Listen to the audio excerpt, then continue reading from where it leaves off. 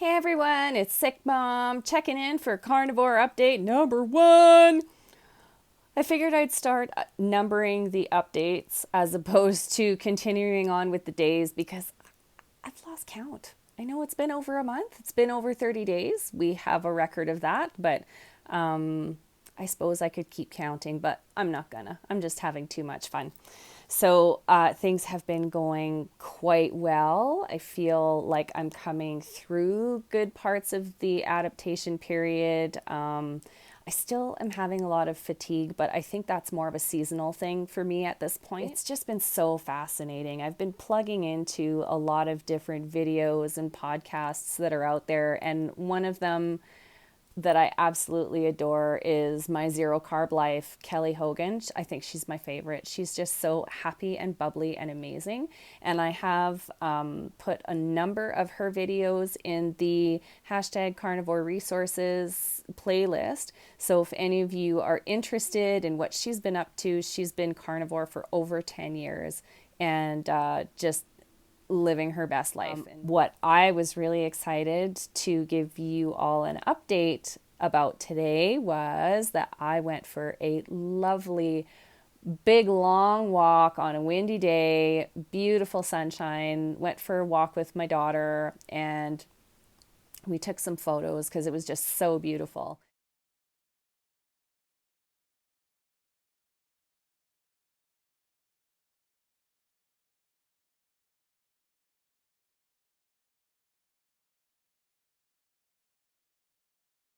From where we live in Calgary, there's some walking trails that kind of extend out past the residential area a little bit, and we can see the mountains from here because we live in the foothills of the Rockies. And it was just so stunning. And I have been wanting to take my daughter on that walk for about a year. We walked about 5K, and it's not to say that I haven't walked 5K in the last year, but it's just having the energy on a day that she is home and being able to do that after school, and came home and I had a good long rest after that. And then we did some baking too, so it's been kind of a busy day. Plus, she had her bestie over for a sleepover last night, so but I felt like I could handle all of that. Despite the fact that I have been spending a lot of time resting during the days, when I am up and around, I feel like I have a little bit more energy and a little bit more stamina to be able to do things. Now, I did also have a migraine that was more or less silent this week. The severe fatigue hit kind of at the beginning of the week, at the beginning of the migraine cycle, when we had a massive shift in weather, which just happens all the time here. Calgary is a beautiful place to live because it's one of the sunniest places in all of Canada year round. So even in the winter, we have bright, beautiful sunshine. But the temperature swings are just killer. I had a little bit of a headache after the first couple of days, and I was able to control that quite well. I think I caught it early enough, but I still had that, hangover fatigue. And you probably noticed that if you've been watching the Coffee with Mare episodes, the last 3 or 4 episodes, I look like I'm really squinting because my light sensitivity was really bothering me, like it kind of is today. So I do have a big, beautiful ring light in my room here so that these videos are quite well lit, but almost staring into it is it can be kind of painful when I'm having some aura with a migraine. But I pushed through and we did it. And so, I'm just saying hurrah. It's been a really good week so far. And I'm thankful, and I think that I have carnivore to thank for a lot of that, because I know at the beginning of January I just felt like things were starting to backslide a little bit, just when I had felt that I might be able to start working out a little bit or doing some regular exercise, and I started feeling worse and worse and worse, which kind of led me to choose carnivore in the first place, to see if we can heal my gut and the rest of my body. So also another interesting thing to note is that I did go and see my family doctor this week, and I told her that I was doing carnivore, and I asked her if she knew other people that were doing either a very low carb keto or something like that. And she said, "Oh, yeah." And she looked at me and just said, "So, how are you feeling?" I said, "I'm feeling good." I'm feeling good, slowly but surely things are looking up. And she goes, "Okay, great." I did ask her for the requisition so I can go and get some blood work done in 5 months. And I tried really hard to get my previous cholesterol tests. And for some reason, when they were printing off the results, the right ones didn't come up. So I didn't get the useful numbers that I needed. But I also wanted to know about my C-reactive protein numbers, and the last one that they had on file was 1.0. And I know that that's not very high, but for some reason in my body, always on blood work, my inflammation markers are very, very low, despite the fact that I do have a lot of inflammation in my body. So I would be interested to see if that number goes down. And I actually do get that tested every 3 months as part of a protocol with my rheumatologist and the medication that I take for psoriatic arthritis. So after the next tests come in, I may actually phone them up or stop by and see if I can just get that number, and we can kind of keep up to date on that a little bit more frequently. But I thought that a 6-month fasting blood test for all of that lovely stuff, even glucose levels. I thought that would be a really good marker based on what I've read and what I've watched and heard from other doctors that are working in the low carb field. And that usually if you try and do your blood tests month to month, they will change. And with carnivore in particular, sometimes people will see that their levels rise a little bit before they kind of normalize. And it's also becoming quite evident that apparently people on carnivore sometimes do have a higher level of LDL. But if you really look at the function of low density lipoprotein, it's still an essential part of your body, and you do have to have it. So having lower LDL levels like that are very, very low is not healthy either. But it's the oxidative stress on the LDL that changes the nature of that particle that makes it dangerous. So when the LDL is unoxidized, it's actually not a bad thing. It's a building block. You need it. So it's essential for, cholesterol is essential for your cell membranes to function properly. And if they don't function properly, that's when all hell breaks loose.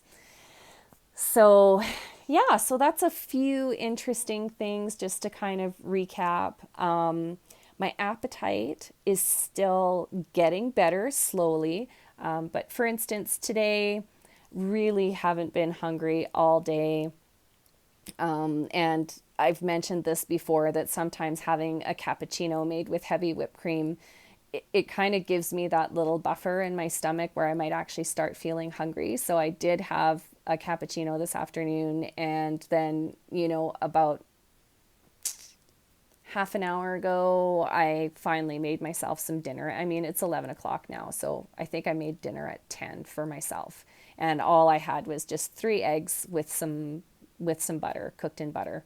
Because that's really all I felt I could stomach. I had quite a bit of steak yesterday, and I had quite a lot of the fat on the steak, and still really trying to monitor and making sure that I'm eating enough fat, because being fat fueled, you need to make sure that you have the fuel so that your body can be happy.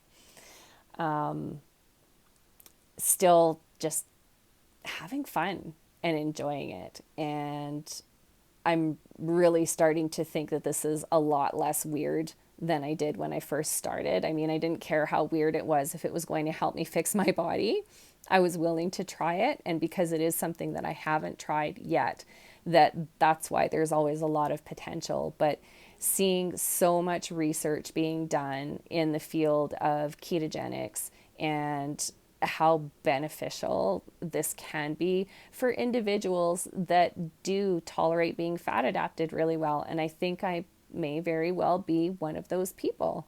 I have had issues with digesting plants for as long as I can remember now.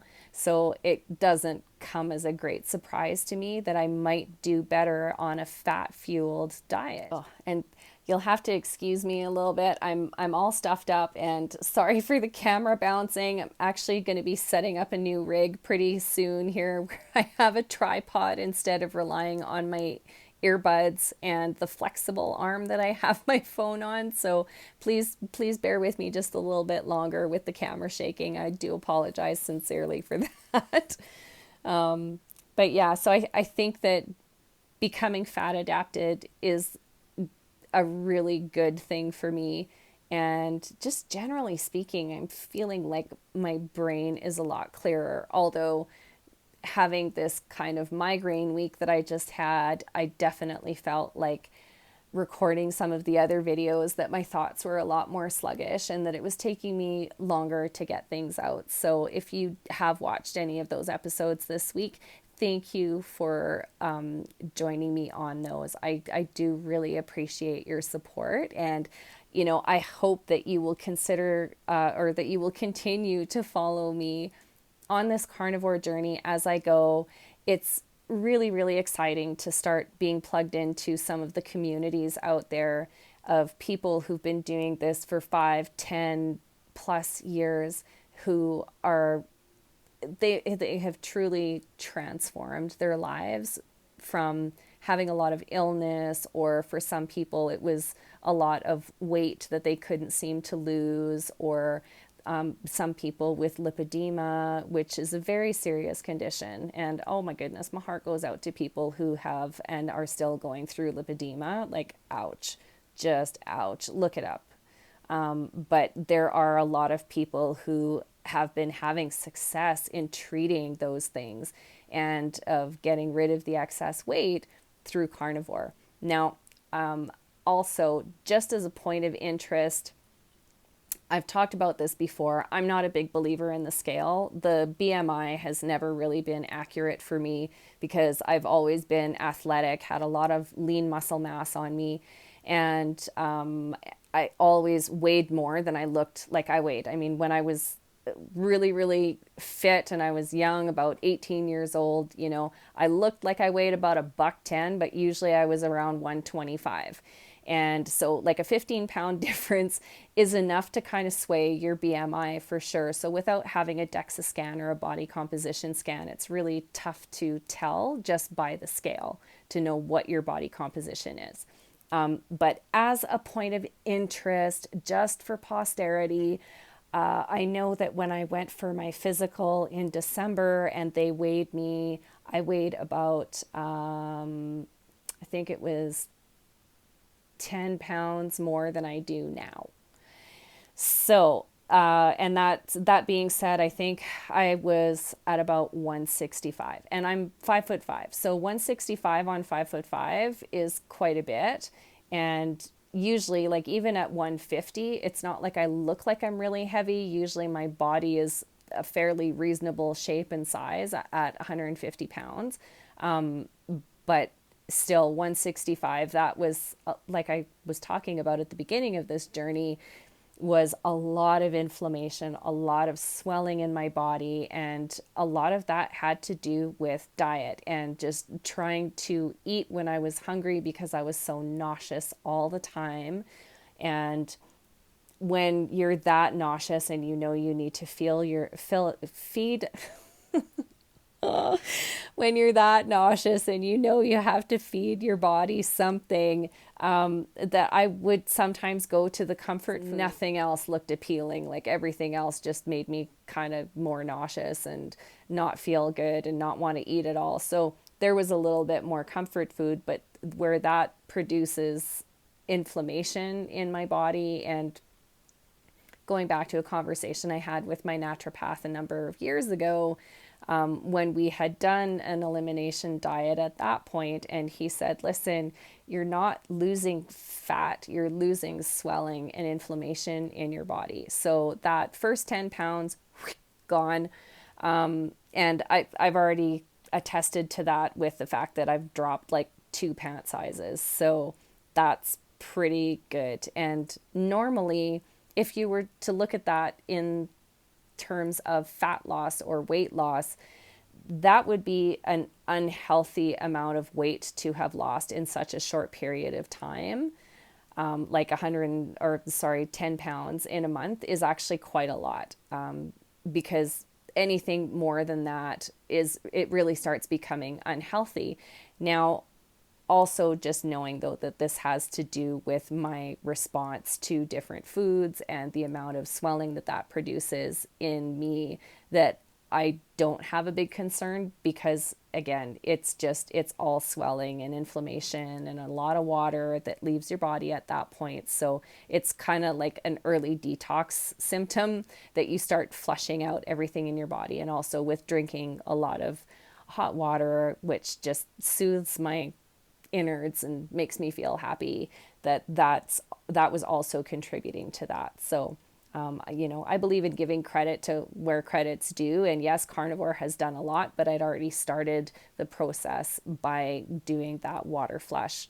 And that was just something that I had chosen before I ever even considered doing Carnivore. So the two are completely unrelated.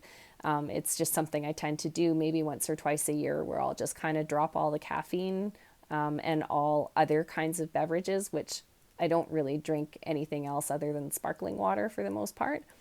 But yeah, it was really beneficial. That's kind of it. I mean, it's an update. It's a fairly sizable one because it was the first one, and I will continue as I progress and as I start feeling better and have other things to report. I will continue posting updates, and I really thank you so much for watching today and for joining me.